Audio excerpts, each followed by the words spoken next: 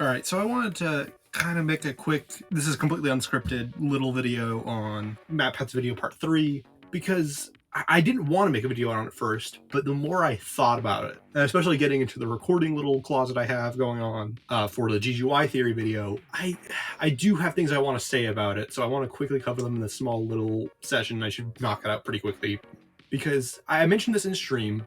I wasn't a fan of how Matpat characterized Mike. Mike in Matpat's timeline was this very like vengeful, aggressive, like I gotta take my dad down for everything he did for me kind of character for a lot of it. Like he became angrier and angrier as it went, and that's how he was characterized.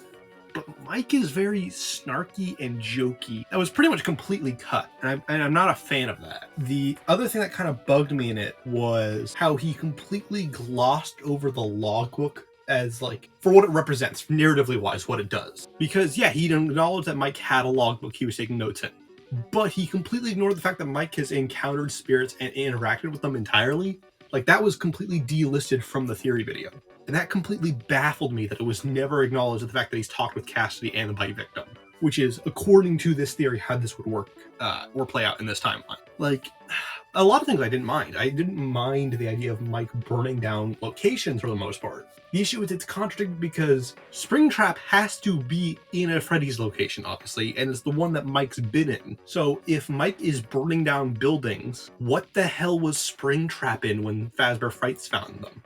Was everything but the safe room burned? That's never acknowledged, because sure, there is some gray wiggle room, you could say. You could say that he burned down most of the place and the safe room just happened to be the last thing standing, and that's what they broke into and found. But it's still really weird storytelling. I know he goes on the rant about like, oh, it's hard to say when certain events happen, and I agree with that. But I would just say, with all the other risks and weird decisions Matpat made in the timeline video so far, why not just pick one? They just kind of described the gist and just said, yeah, that's good, that's fine.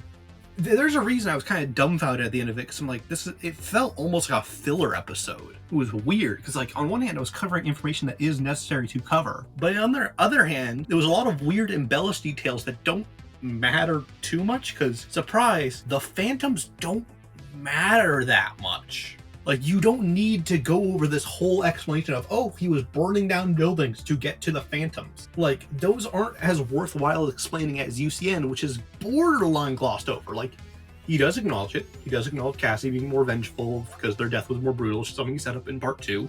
But, like, that feels like an afterthought compared to how much he talks about other things.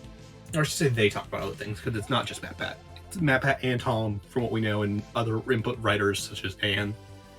But it was just really weird how they built this one. Like, part 1, if I wasn't a FNAF fan, would feel like a completely natural narrative. Even if it was very fanfiction-y in the way that this one is in certain spots. It feels like a coherent 20-minute chunk of a bigger story. And part 2 is even better because it's actually lore accurate. Or I would say it's significantly more lore accurate. I think that's debatable, but point is, part 1 and 2 felt more coherent and complex.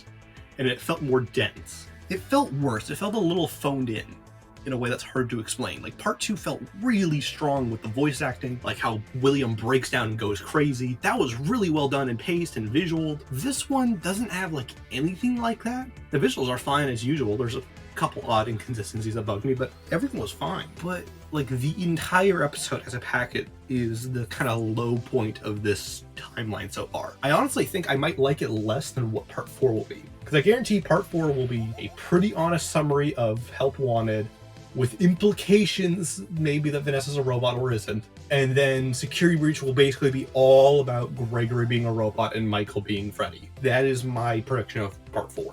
And I don't think I'll mind that as much, because as much as I don't like that outcome, I can kind of see it, even though I think there's plenty of issues with it. I think it's worse that this one was so mediocre to like a low extent, that part 3 felt empty. Because like I said, I think it wasn't meant to be as big as it was. I think it had to be expanded upon so part 4 could be its own. And I don't even know if they consciously wanted to do that or like meant it, but it felt like that's what happened. Because like there's a difference, because sometimes that happens. Sometimes you're writing something and then you realize you want to separate a chunk of a story into a second part. And I think that happened here. And I don't think they really meant to fuck up part 3 from that, but they did. I don't think this was like a malicious intent of like, we're going to ruin our own third part. I don't think that happened. I think they were writing it, they wanted part 4 to be its own thing, and that just ruined everything about part 3. Hopefully this will be a quick little video I can get through. Just a butt up in the meantime. GGY is next. I'll be talking about that. I'm actually going to record this in the same session. So here we go. Bye.